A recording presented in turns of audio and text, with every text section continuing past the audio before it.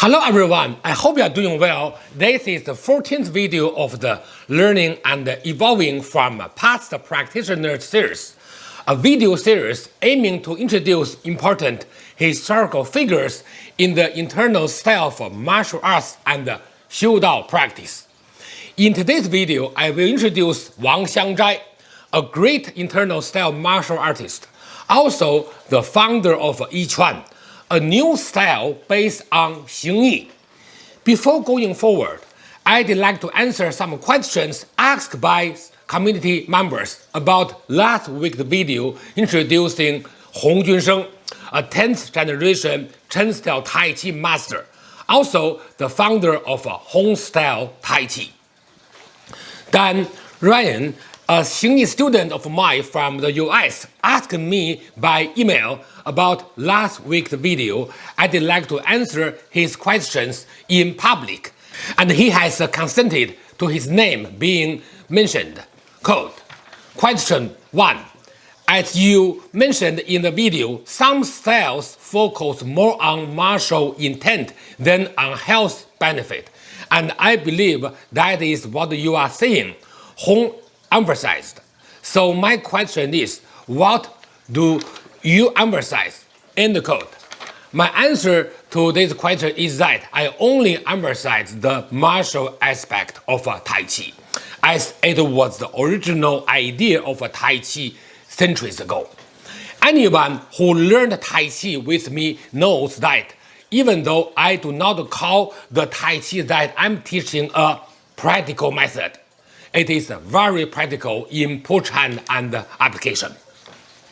His second question, quote, there have been a lot of people trying to discredit Tai Chi as the viable form of self-defense recently, especially from the MMA community. Do you believe Tai Chi still has martial value in today's world? End quote. My answer to that question is, first of all, I have no idea about MMA, but at the same time, I believe the approach of Tai Chi training is very valuable in training the mind and the movement, especially the martial energy generation. Of course, it has to be practiced correctly. Furthermore, any martial system is valuable depending on how the practitioner practices and applies it. Then, I hope my answers help. Thank you for asking. Now, let's talk about Wang Xiangzhai.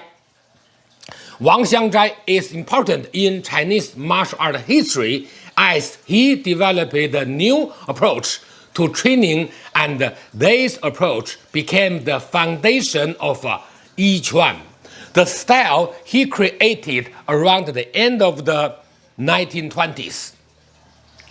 Wang Xiangzhai was born in 1886 in Shenzhen, Hebei, and passed away in Tianjin in 1963. According to his own account, he learned Xingyi from Guo Yunshen. Guo Yunshen was an iconic figure of the second generation in Xingyi and a major figure in bridging the old and the new eras of martial arts. Check out my earlier video in this series introducing Guo Yunshen. The link is in the description. Later on, Wang Xiangzhai moved to Beijing, and from there he spread his teachings in cities such as Beijing, Tianjin, and Shanghai. Regarding the question of Wang Xiangzhai's lineage, I'd like to offer some clarification. Wang Xiangzhai himself stated that he had studied from Guo Yunshen since childhood. However, Guo Yunshen passed away in 1900, which means that Wang Xiangzhai was only 14 years old at the time, and it would have been impossible for him to have received the deep teachings from Guo Yunshen. In the 1990s, many people conducted research into Wang Xiangzhai's lineage, and it was generally believed that Wang's martial arts were mostly derived from his brother-in-law Li Bao.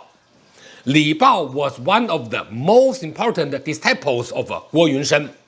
Wang himself also acknowledged his brother-in-law's role in teaching him martial arts.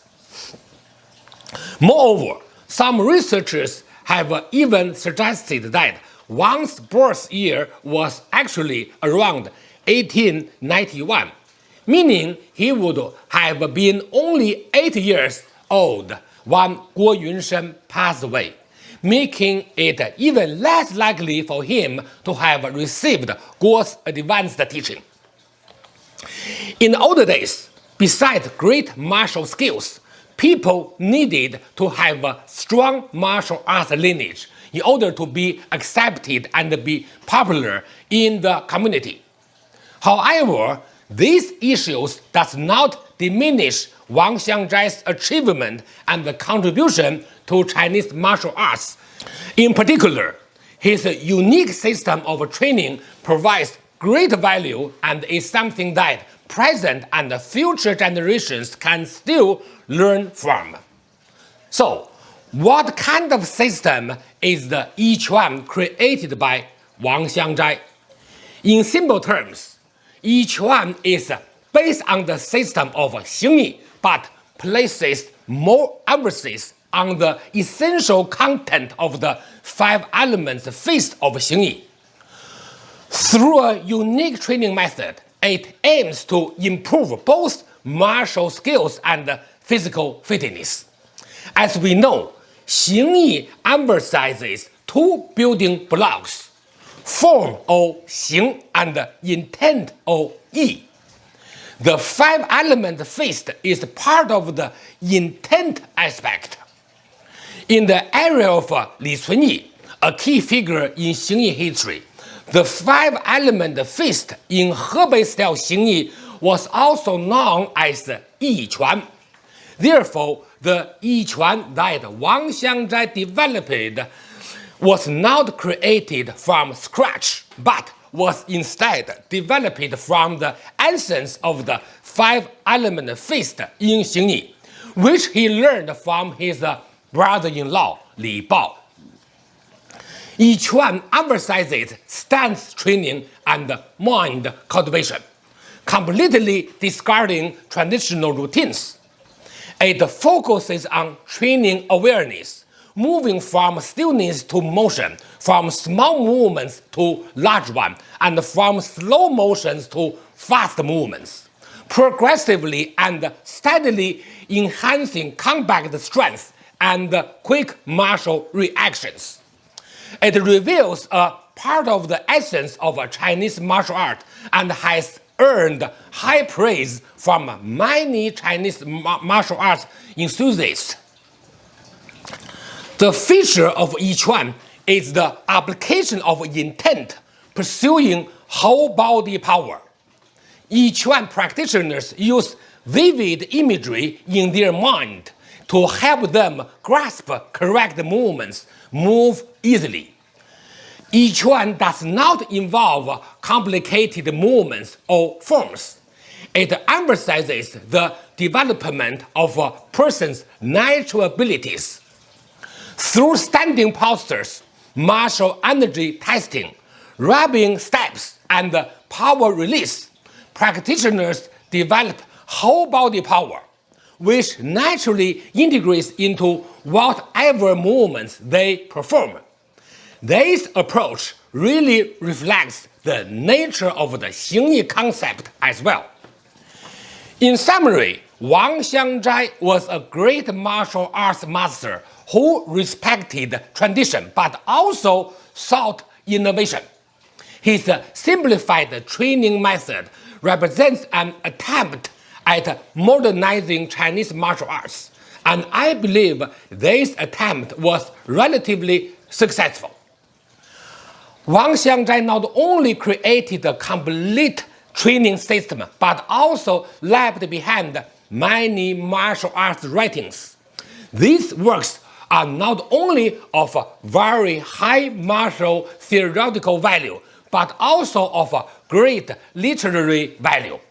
and he used rich classical language to describe the levels of martial art practice. This was, in fact, a good thing. However, it caused confusion among future Yi Quan practitioners, as some of them misinterpreted or mistranslated his works, leading to misunderstandings about the style. This is truly unfortunate. For this reason, more than 20 years ago, I specifically visited Mrs. Wang Yufang, the daughter of Wang Xiangzhai and one of the main inheritors of his martial art system, particularly contributed to the spread of Yi Quan in the 1980s. To better understand Yi Quan and verify many of its historical issues, I consulted Wang Yufang. When I asked about the excessive promotion of her father's martial skills by many contemporary Yi Quan practitioners, she said, translated quote, "My father's teachings made a contribution to the development of Chinese martial arts. It should also be pointed out that he was strongly opposed to personality cults and personal worship. However, many later Yi Quan practitioners engaged in a deification movement, artificially elevating him as if he were the #1 figure in Chinese martial arts. This distortion of a fact directly contradicts my father's philosophy. Therefore, I oppose such actions." End translated quote. Wang Xiangzhai did not leave behind any video materials. Now, let us enjoy the video of Yao Zongxun and appreciate the beauty of Yi Quan. Yao was one of the key disciples of Wang Xiangzhai.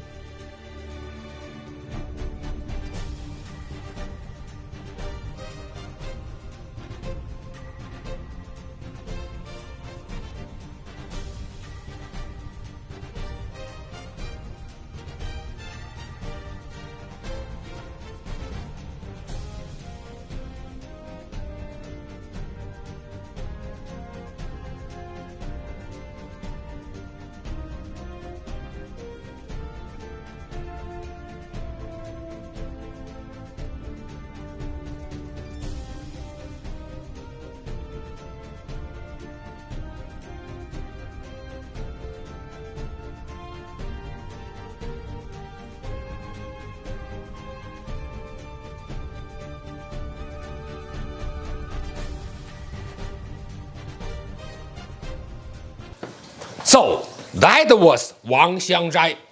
That brings us to the end of today's video. I hope you all found today's topic interesting and informative. Please post your questions about Wang Xiangzhai, his lineage or his practice in the comment section. I will answer them for you in the first part of next week's video. Thanks for watching. See you next time and enjoy your practice.